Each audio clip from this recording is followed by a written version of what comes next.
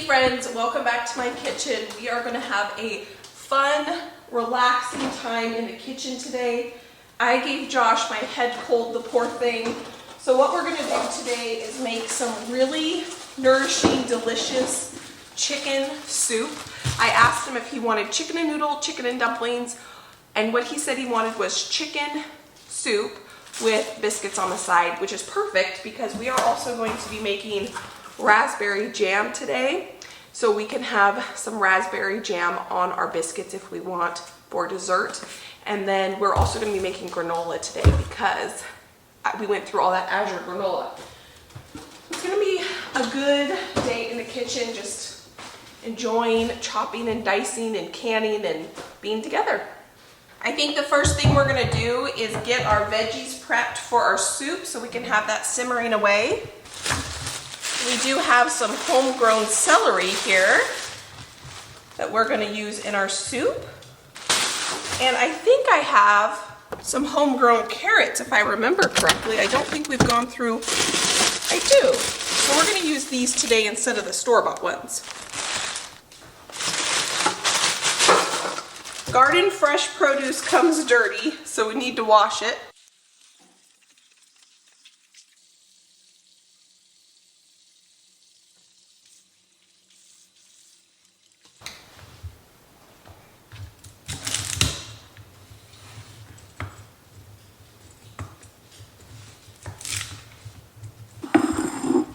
My compost bowl out, and we're going to get this celery chopped up.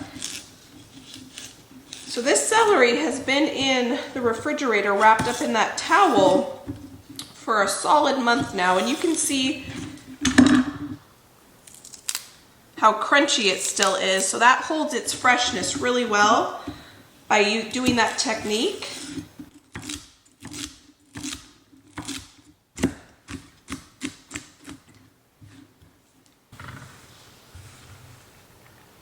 I always thought I did not like carrots and celery in soup. All growing up, I did not like it. And then when I started cooking my own soup, what I realized was it's not that I don't like the flavor of carrots and celery in soup, it's that I never liked the way they were cut. I don't know if it's a texture thing or what, but when carrots are cut and they are circles, I just do not enjoy that in soup. I don't know if it's too much carrot in one bite, but I really prefer my carrots to be cut in dices or cubes, and then I find them really enjoyable in soup. And same thing with celery. If celery is just chopped and it's still a half round, I really don't enjoy that. And now that I'm thinking about it, it must have to be to do with either you're getting too much of that vegetable in one bite, or I don't know, a texture thing. But I really like celery as long as it's cut down that half moon shape and then it's diced. I don't know if any of you guys have ever thought about that or contemplated that before, that maybe there's food out there you don't think you like, but it's only because it might be the way that it's diced or sliced. It's just such a funny thing to me that something as little as the way that something is diced or sliced could affect how much you enjoy it or think you like it or not. But it really does matter to me when it comes to vegetables and how they are prepared in things like soup. So that's why I do take the time, even though this takes longer to, especially when I'm using these teeny tiny homegrown carrots. This is a labor of love that I'm willing to do because these came out of my garden, and I'm so grateful.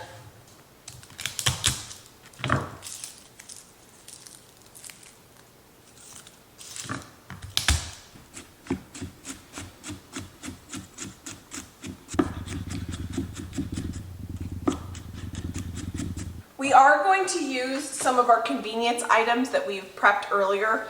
We canned some turkey together and we have some chicken broth. So I don't need to have a really rich, nourishing broth. I don't need to spend hours cooking a chicken. I considered that this morning because I do have some frozen chickens in my freezer.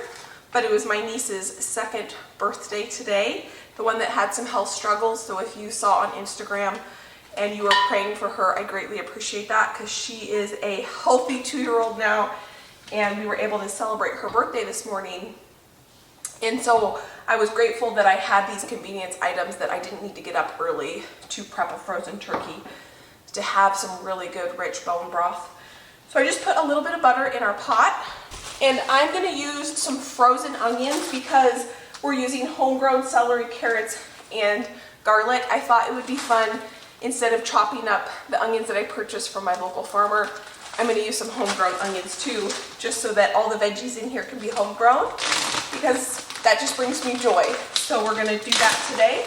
I love having pre-chopped vegetables. Even if you guys find produce on sale, bring it home, wash it up, chop it up, throw it in your freezer, and then if you have pre-chopped celery in your freezer, if you have pre-chopped carrots in your freezer, you can use those to make the soup, and it'll be really delicious. So we're going to add a couple handfuls of onions.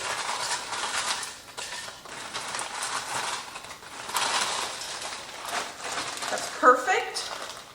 I do have celery in my freezer and carrots in my freezer that are from the garden, but I wanted to use up the fresh ones first just to make sure that we didn't have them go bad, and that's why I chose to use those today. We are also going to add some salt. We like to flavor and season every layer, along with some black pepper. This is a really simple soup, and we are going to use really just simple, humble ingredients to help make us feel a little bit better. Now that we have dinner going, I want to get going on the jam. I probably should be doing the granola next because that needs to be in the oven, but I really want to get going on this jam because I haven't had homemade raspberry jam on my pantry shelf in 2 years, and it's one of my favorites. Strawberry and raspberry are, strawberry is probably my absolute favorite, would never not have it. Raspberry is my second favorite. I could not afford the raspberry prices at the farmer's market this year. Berry prices just skyrocketed in my area, so I got a really good price on these beautiful organic, I think they're organic, yes, raspberries, a 5-pound bag through Azure. And the ones, if I was to buy at my local farmer's market, wouldn't have been organic. So we're going to make as much as this bag will make. I like to make a low sugar jam, but I tried Pomona's pectin with raspberries and I was not a fan. That's one where you can use basically no sugar. So I can link the recipe down below, the one we're going to use today. It's lower sugar than your traditional, but there's still quite a bit of sugar in it. It's still jam. These are beautiful, beautiful raspberries. Oh my goodness, look at these things. Yum. So one recipe calls for 5 cups crushed. So I'm just going to kind of crush them in here. So we're going to try to get 10 cups. I ended up putting 11 cups in here because you can see some of these aren't crushed. And so I know that my cup wasn't totally filled. So I added an extra cup. So out of a 5-pound bag, this is what I'm going to put in the freezer, and we can enjoy these raspberries in other meals. What I should do with those raspberries is freeze dry them so that I could put freeze-dried raspberries in my granola. How good would that be? Freeze-dried fruit to purchase is so darn expensive. It would be way cheaper for me to freeze dry my own. So that's something I might consider. I still need to change the oil on my freeze dryer. So once I do that, then we're gonna be back at freeze drying. So now we need to measure out our sugar, which is gonna seem like a lot, but this is less than a traditional jam recipe. We're gonna use this whole thing.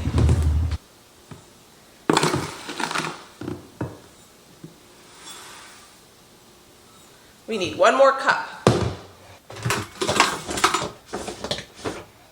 So these are oats. So we need to find our sugar. I think I have it on the bottom one because I don't go through the sugar as often. But I'm going to refill this. Nope.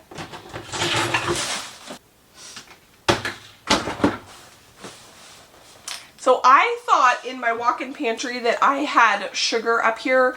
Typically what I like to keep in my walk-in pantry, the bulk items I go through the most of, are oats, flour, whole wheat flour, and sugar. But I have 2 white flours, 1 whole wheat, and 2 rolled oats up here. So obviously I did not have that organized correctly.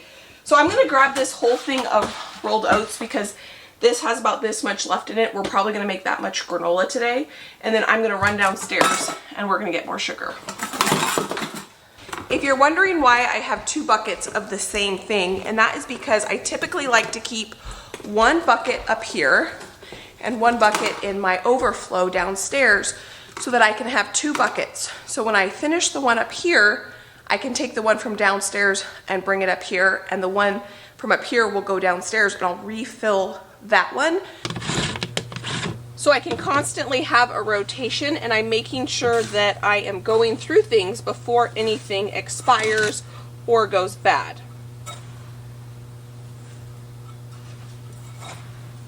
When you do a lot of home food preservation, you do go through a lot of bulk items, and that is why I like to keep bulk items on hand, because if I was in the middle of this project today and I ran out of sugar, that would be pretty disappointing if I had to go run to the store or send Josh to the store to go pick up my bulk items. So that is how I got into bulk food storage, is because I hate running out of staples when I'm in the middle of a project. And it happens to everybody. But that's my #1 goal, is to try to always keep things on hand so that I never run out when I need them. I do have a video on the top, I think it's 10 or 12 items that I think should be kept in a bulk pantry. I can link that video, or I have a PDF that it's a blog post. So if you're interested in that, I can link that down below. So this needs 1 more cup. And then when you're making jam, what you need to do is take a 1/4 cup per recipe, and we're doubling it. So I'm going to put a 1/2 cup of sugar in this little bowl. And we're going to add 2 packages of pectin in here. And we're going to stir this up. When I stir this, I like to use a fork so I can get the pectin and the sugar mixed together really well. A really cool thing about this pot we're making this jam in is it has the cups on the side, and now that this has cooked down, we are right at 8 cups, and we need 10 cups of berries crushed. So I'm going to add the rest of those raspberries in there, and that should get us right to 10 cups. When you are making jams and jellies, it is really important that you do not mess with the ratio of the sugar to pectin, because that is what helps set your jam and your jelly, is the ratio of sugar to fruit and pectin. So that should get us right to 10 cups. We might be a little bit under, but that's all I have, so that's all we're gonna put in there. And then we're gonna add our sugar pectin mixture right in there, and we're gonna stir that together. We're also going to add a knob of butter, and that helps prevent foaming. If you are dairy-free, leave the butter out, and you can just skim the foam off by hand, or you can just leave the foam on if it doesn't bother you. The foam really doesn't bother me, so I just put a little butter in there, and then whatever it foams, I just leave it. I also add salt to my jam because it helps balance the flavor. That's pretty unique to me, I think. I think anything that's sweet needs a little bit of salt. That's perfect. We are now at 10 cups perfectly. We've got our sugar. We're gonna have this come to a rolling boil, and then we'll go on to the next step. While we're waiting for this, because I do have the stove on, while we're waiting for this to heat up, we're gonna get going on our granola. So I used to make granola probably once a month or every other month. We used to eat a lot of homemade granola. I took a break and I purchased it. I like what I purchased, but I definitely like homemade better.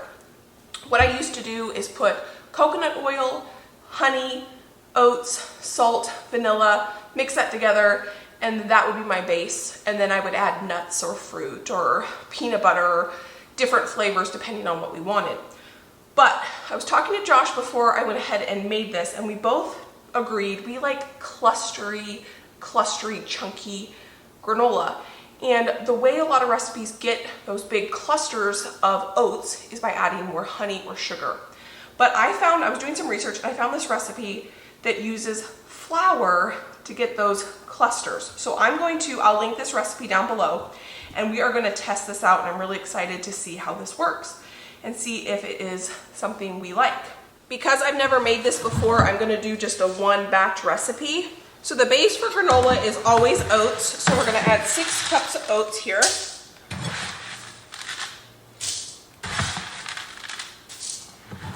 And then you can really add whatever kind of nuts or seeds you want. I have pecans that are already pre-chopped, so it's making my life easier, and I need to use these up. So we're going to put 3 cups of those in here. And then we're going to add a good amount of salt.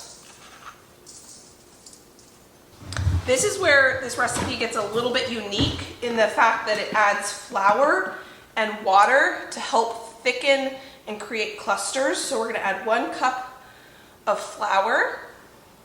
When it comes to granola, I typically use honey, but this recipe calls for 2 types of sweetener. We're going to do 3/4 a cup of brown sugar, and we're going to use maple syrup. I think those flavors are going to be pretty good together. And I've been trying to remember to keep my measuring spoon in my container so I have less dishes. This recipe does not call for vanilla in it, but I don't make granola without adding a good amount of vanilla. I normally use coconut oil, but I don't feel like melting that down right now, so we're going to use some olive oil. This is a light olive oil, so there's no flavor to it really. We're going to add a 1/2 cup of water. I've never added granola or water to granola, and this is where the flour and the water this is where I think the flour and the water help create those clusters we're after. And then we're going to add a 1/2 cup of maple syrup. Not the whole thing of maple syrup. All right. I just made a mess.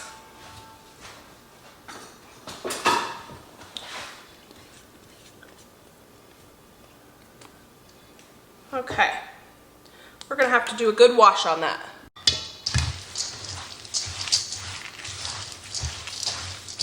I like the moisture level of this.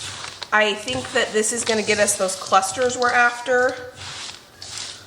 This smells so good. Oh my goodness. Granola is one of these recipes where you can really adapt and make it your own, especially if you find a ratio you like. And I honestly think this flour water mixture, because of how gloopy and kind of sticky it is, normally you have to add so much honey or sweetener in order to get this kind of gloopy texture. And I only want my granola so sweet. I think we've added plenty of sweetness. I wouldn't want to add any more to it. That this might be exactly what we need.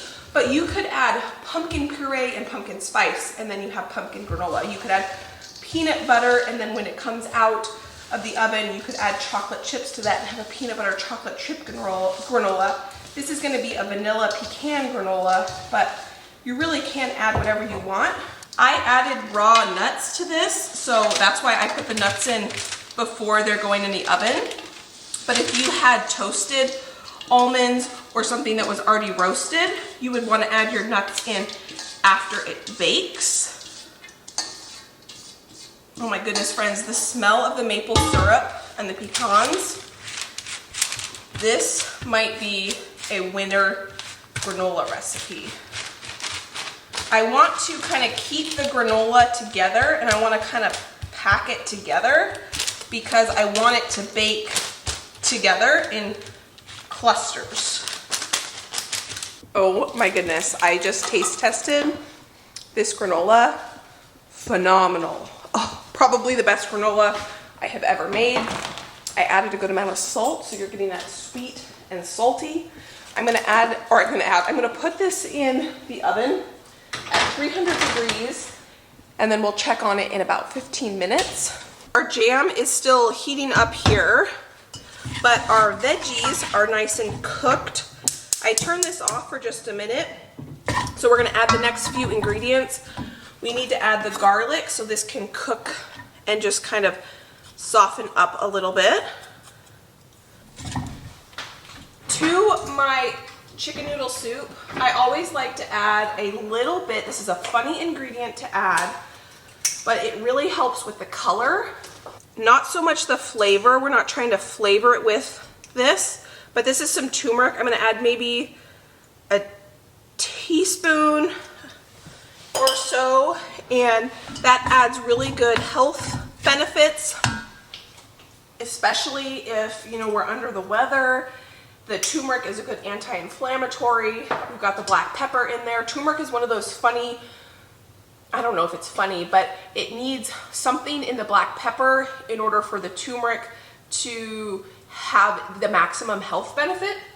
It's kind of like a symbiotic relationship between black pepper and turmeric. So we put that in there, and that's gonna add a nice yellow color to our chicken noodle soup, but also it'll hopefully help us feel a little bit better as well.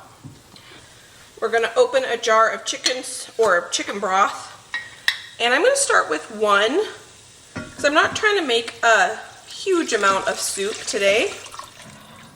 We have some other leftovers in the fridge we need to go through as well, but you know what, that's not very much, so I am gonna add a second one. This is gonna be a really light brothy soup, just a really nourishing, delicious, cozy, comforting soup. And I'm just gonna let that simmer together for a while. Our turkey is fully cooked in the jar, so I'm not gonna add that until we're closer to eat, because I don't want this turkey to completely fall apart. But how easy was that soup? We are gonna add some peas, but we're gonna wait and add the peas closer to when they're done, because we don't like our peas to get super overcooked. I'm gonna take a second and kind of pick up my mess here, because I do have a little bit of a mess. Not too bad. I did unload the dishwasher, so I can put my dirty dishes right into the dishwasher this morning. And then I washed these jars, and I just ran them through the dishwasher, and these are what we're gonna put our raspberry jam in. I've decided just to put them in these half pints, or sorry, whole pints. These are whole pints. If I can help it, I try in the mornings to unload my dishwasher, so I can start my day with an empty dishwasher. So if I do any cooking throughout the day, I can just clean up as I go, and it makes my life a whole lot easier in the long run. Does it always happen? Not even close. But that is my ultimate goal, is to clean as I go. Just so that I don't wake up to a disaster. And that happens on a regular basis. I wake up to a disaster. But we can all have our best intentions, right? Oh, I need to take care of this bucket too. So what I need to do at some point is ask Josh if he will carry down 2 of those buckets that are in there, so that I can bring up a bucket of sugar and bring down a bucket of white flour and a bucket of oats, because I don't need 2 buckets of oats and 2 buckets of flour up here. That's just a little bit more than this walk-in pantry needs. All right, okay, let's check on our raspberry jam has come to a boil at this point. You can see that I can stir that boil away. When it comes to making jam, you want this to come up to such a boil that when you stir, you cannot stir the boils away. So we have a couple more minutes on this, but I can feel it starting to stick just a little bit on the bottom of this pot. So I'm not gonna walk away from it at this point, and it smells so good already in here. Between the granola, our soup, which I'm gonna turn this down, and our raspberry jam, we are cooking with fire today. I'm a little worried all this sugar is not gonna fit in our bowl, but we're gonna try. We're gonna try. This is what we want right here, nice and bubbly. So wish me luck as we put this sugar in here. I am second guessing how much sugar I measured out, so I'm gonna measure it one more time into here, just to make sure I measured out the correct amount.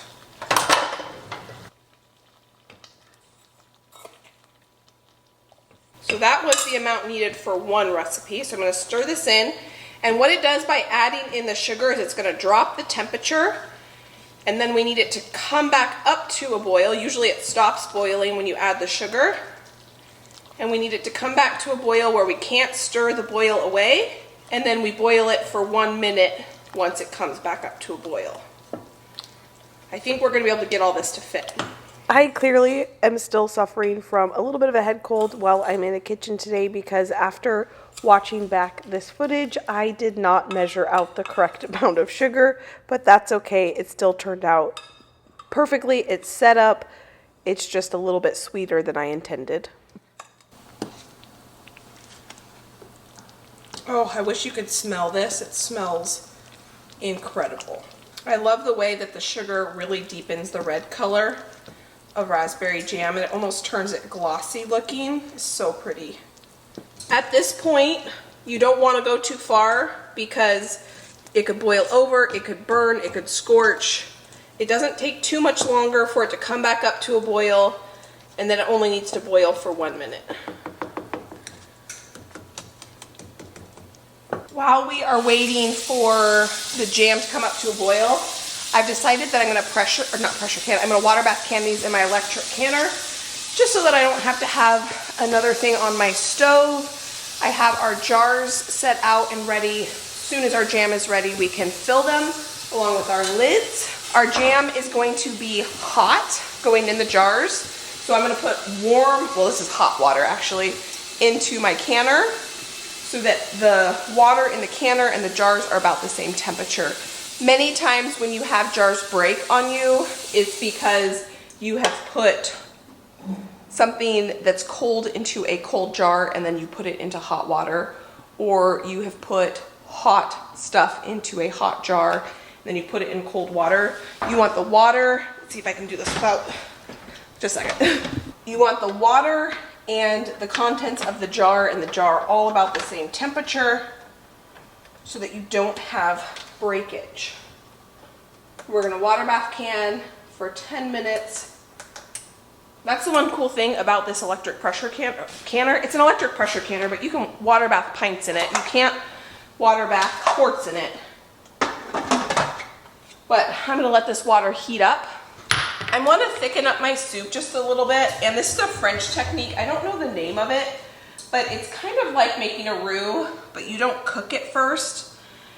But what you do is you take some flour and some butter, equal parts flour and equal parts butter, and you mash it together, and you make a paste out of the butter and flour. If you guys know the name of this technique, you can leave it in the comment section. But this is what allows the flour to dissolve in the soup without it clumping. And it's going to add a little bit of richness and creaminess without having to add dairy to the soup. Probably should have used a bigger bowl so I don't make such a mess, but that's okay. So here we're at a rolling boil, and when I stir, I cannot stir that boil away, so we're going to set the timer for 1 minute. While that's boiling, you can see the texture of this butter flour mixture. I'm going to add half of this to our soup.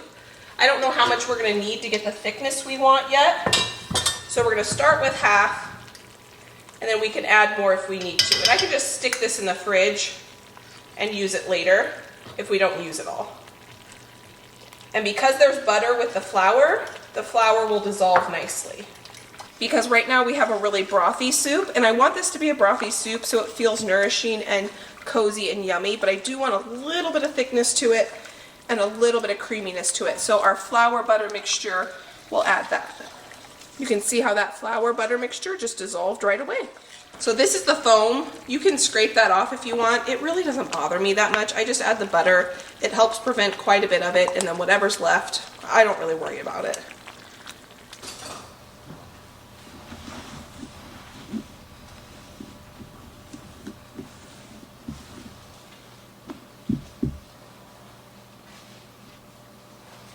There are so many different uses for homemade jams and jellies than just putting it on toast.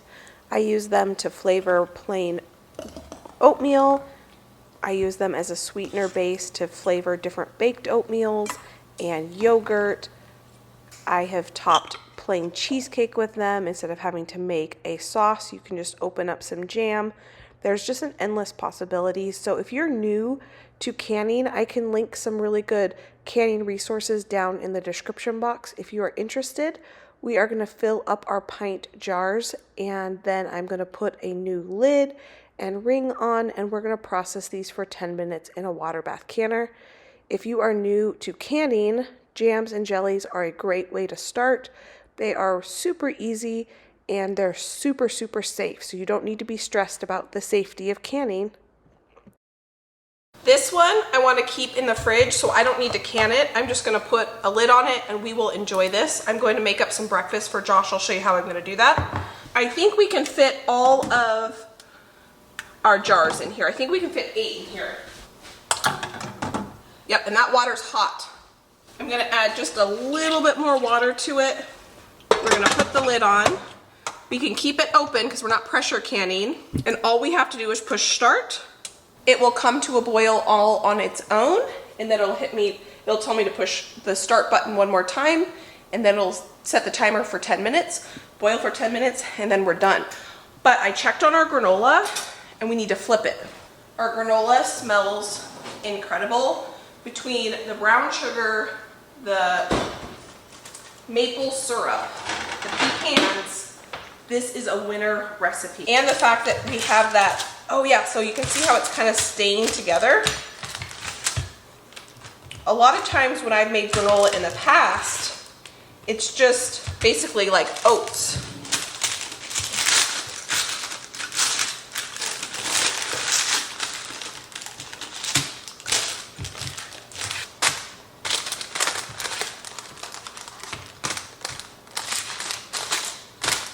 All right, trying to keep it in clusters. Now we're gonna put this back in the oven and we're gonna continue to let it cook and brown up and dry out.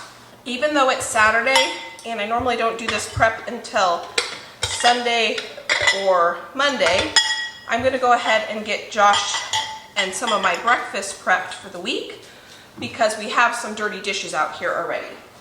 I find it a lot more affordable to buy yogurt in these bigger tubs. And so what I like to do is go ahead and portion out the yogurt. And I always buy plain yogurt so that I can flavor it with whatever jam or jelly I want. And today it's gonna be raspberry because that is what I have out. I had some leftover jam in the pot, so we're gonna start with that. And then you can control how much sugar is in your yogurt by how much jam you decide to put into your yogurt.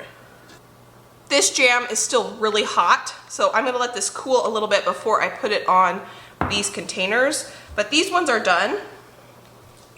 You know what I'll do? I think I'll put strawberry on these 3, so we can have 3 that are raspberry, 3 that are strawberry, and Josh and I can choose which flavor we want. Just like that. What I would normally do if my granola was done at this point is I would package up granola in these same containers. So when Josh heads off to work, he can grab one of these and one of the granolas, and then he's set for breakfast. But our granola is still in the oven, so I'll do that when it comes out of the oven and it cools off. And now we have 6 breakfasts prepped and ready for this next week. I made last week just plain oatmeal. Oatmeal packages up really well too. I had some bananas in the freezer, so I made up my oatmeal on the stove. I threw in some frozen bananas. I put it in the same containers with a pat of butter, a little bit of maple syrup, and that's what we've been enjoying this week. I really like having breakfast prepped and ready in the fridge, so I only have to cook one time. And then you can pop this in the microwave. Oatmeal microwaves up really well for about 1.5 minutes and it's perfectly warm. So I'll have that probably for breakfast tomorrow. Put our jam back in the fridge.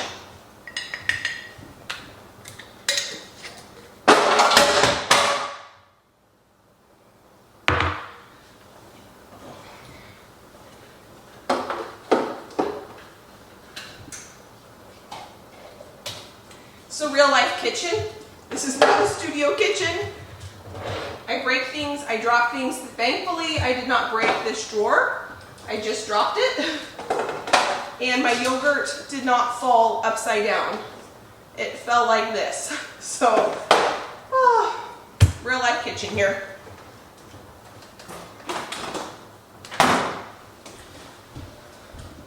And this is what our soup is looking like.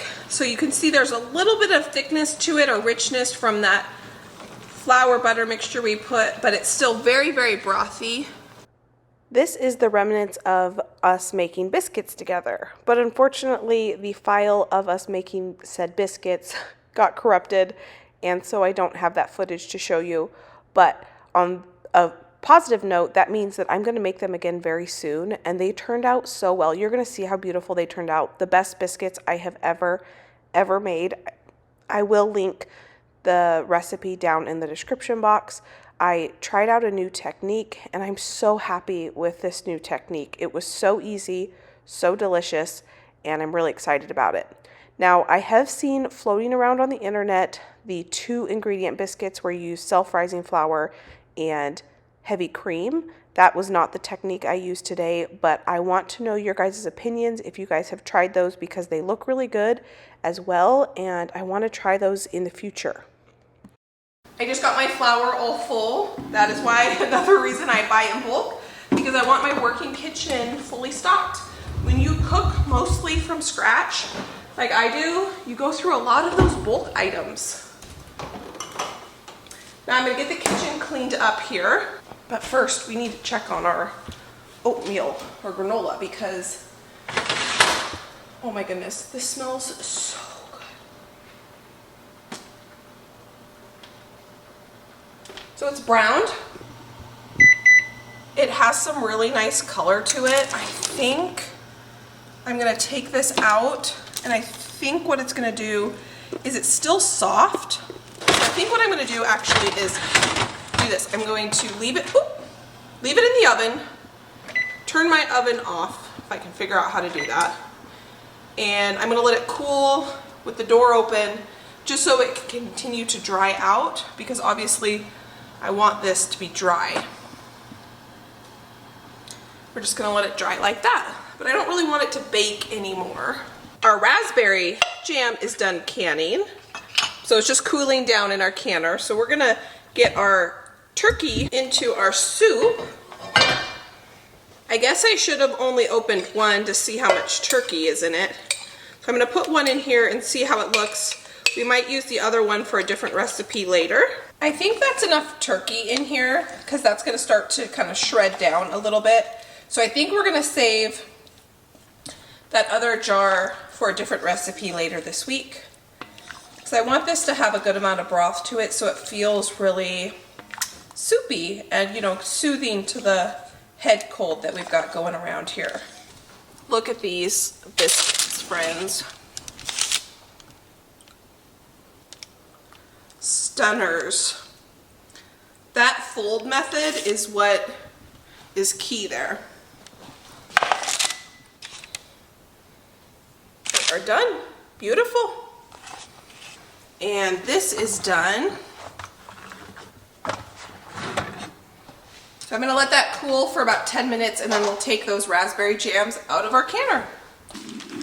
I'm gonna go ahead and bring Josh a biscuit, even though it's not quite dinner time. Look at that. Oh! As a little appetizer. Biscuits are one of his favorites. It's kind of cold butter, so we're just gonna put a little bit of butter on here.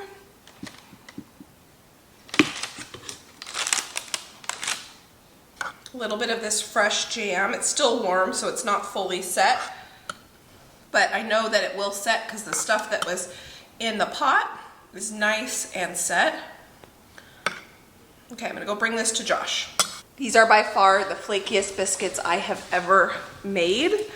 So let's go see if they pass the Josh test. I've got a taste test for you, and I think you will enjoy taking just a second of a break. Yeah. Look at the flakiness of those Looks biscuits. jammy.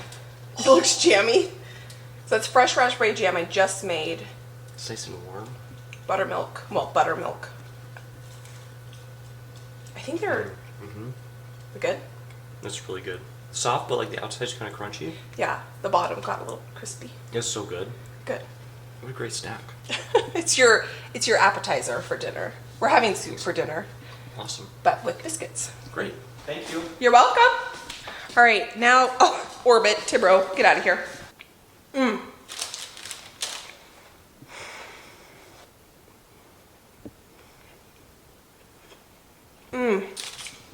So good. All right, I can't find my canning tongs, so we're gonna use these. Probably not the most ideal, but we can make it work. Look how pretty that is.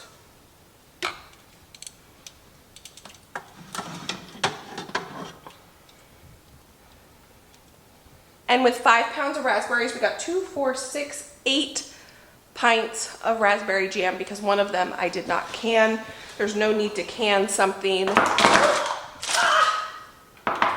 I am butterfingers today. Oh my goodness, I don't have to clean that up now. It's okay. It's okay. I'm gonna let this granola cool completely. I took it out of the oven and we got some nice clusters. I'll break it up into, you know, pieces. But this is perfect. This is the best granola I've probably ever made. And once it cools, I'll just store it in a glass 1-gallon container. I did take the time to package up a couple of granolas that we can have for breakfast, and then they're just going to be ready for us. I normally use the littler containers, but I ran out, so I used these bigger ones, and that worked out just perfect. And then now we have breakfast for the week. I'm still so happy with how these biscuits turned out. I always have a little guy looking to see if I'm going to drop something, which you can see how often I do that. Our jams are cooling, and I did add a package of frozen peas to our soup so we could complete a beautiful soup. We have the kitchen clean except for the mess that I just made with the jam. And that's it. I'm gonna go sit down and relax. I'm gonna enjoy the evening. Thank you so much for taking time out of your day to spend time with me. If you're new around here, I would love for you to subscribe and hang around. We do a lot of fun cooking, canning, food preservation, gardening, some organizing, and all the fun things around the home. If you enjoyed this video, I'd greatly appreciate a thumbs up. Don't forget to check out the description box, and I'll put some videos right here you can go enjoy between now and my next upload. I want to say thank you for taking time out of your day to spend time with me, and I can't wait to see you next time. Bye, friend.